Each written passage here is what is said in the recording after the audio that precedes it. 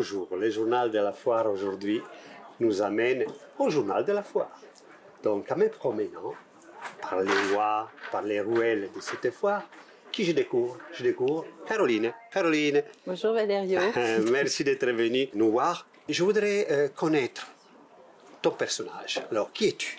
Je m'appelle Caroline et je suis antiquaire depuis maintenant, on va dire une quinzaine d'années. Je connaissais la foire en tant que visiteuse, enfin en tant que acheteuse, enfin pas acheteuse, mais j'adorais la brocante depuis que je suis toute petite. Et donc j'ai découvert la foire parce que c'est quand même une foire qui est très connue. Et mais au début, j'achetais pour moi personnellement. Et qu'est-ce que tu achetais? Alors j'achetais surtout des tableaux. Je pense, des tableaux, et comme je venais de m'installer en France, parce qu'avant j'habitais en Italie, j'avais besoin aussi de meubler ma maison. Donc oui, j'ai aussi meublé ma maison grâce à la foire de Château. Et tu m'as parlé des tableaux, alors maintenant, comment tu es arrivée à ce métier? Alors comment je suis arrivée à ce métier? Alors avant j'habitais en Italie, j'ai rencontré mon mari qui lui collectionnait des tableaux. Et donc, j'ai dû me reconvertir dans une profession et je me suis dit, pourquoi pas vendre des tableaux, d'ailleurs vendre un peu sa collection au départ. Hein. Et en fait, c'est lui qui m'a initié au métier. Ouais, c'est lui qui m'a fait découvrir les salles des ventes. Et comment tu as trouvé ce métier? Parce que si tu es arrivé comme ça, disons, tu m'as dit me convertir, ça veut dire que tu avais autre chose, tu avais peut-être d'autres intérêts avant? Oui, j'avais un autre intérêt. J'étais pas du tout dans... Avant, j'étais dans la fabrication de chaussures de luxe en Italie. Je gérais une usine de fabrication de chaussures, donc rien à voir, en effet. Ouais, mais toujours dans la délicatesse, dans la recherche de la forme. Oui, bien sûr. Ouais. Et puis ma mère était une grande collectionneuse, donc j'ai quand même grandi dans ce... C'est pas un hasard tout cela. Voilà, c'est pas un hasard. Et elle m'emmenait toujours dans les brocantes. D'accord. Et donc tu as commencé avec les tableaux. Donc, oui, les tableaux, quelle période? Alors moi j'étais spécialisée dans la peinture figurative des années 50. C'est-à-dire un auteur comme ça, un peintre que tu as pu... Alors c'était la deuxième école de Paris. Oui. Donc il y a la première école de Paris qui sont tous ces grands noms, Picasso, Modigliani. Et après, à partir des années 50, donc c'est la deuxième école de Paris.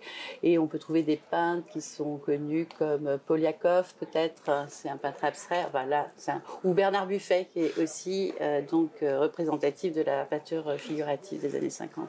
Donc tu as jonglé avec ces artistes, ces œuvres. Voilà, au début, oui. Ah, c'est très très beau.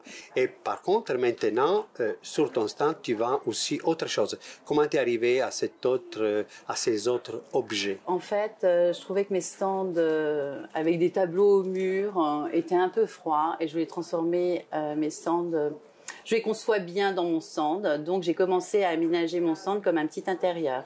Donc j'ai commencé par mettre de fauteuils, une petite table, des lampes, et j'ai vu que ça marchait bien. Et du coup, fil en aiguille, je me suis spécialisée aussi dans le mobilier et les arts décoratifs du XXe. D'accord, écoute, moi je suis très intéressé d'aller voir et de montrer aux téléspectateurs ton stand. Donc on se quitte quelques instants, on revient tout de suite. Le temps d'aller chez Caroline.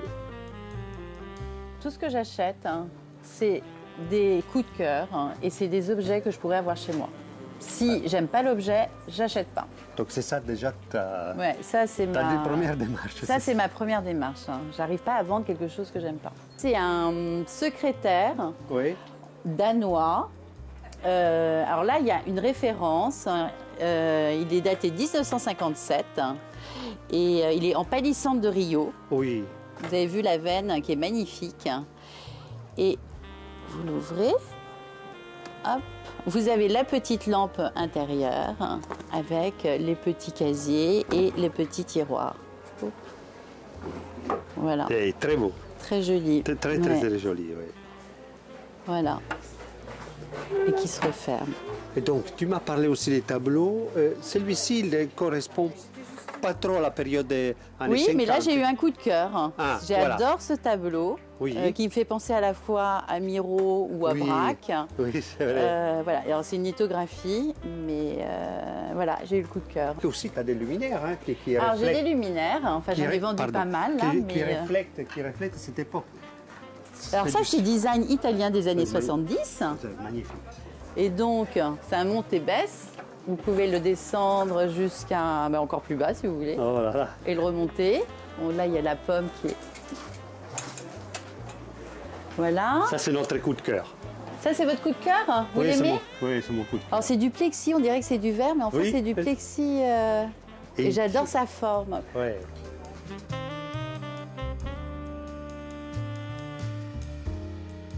C'est vraiment ce qui me représente.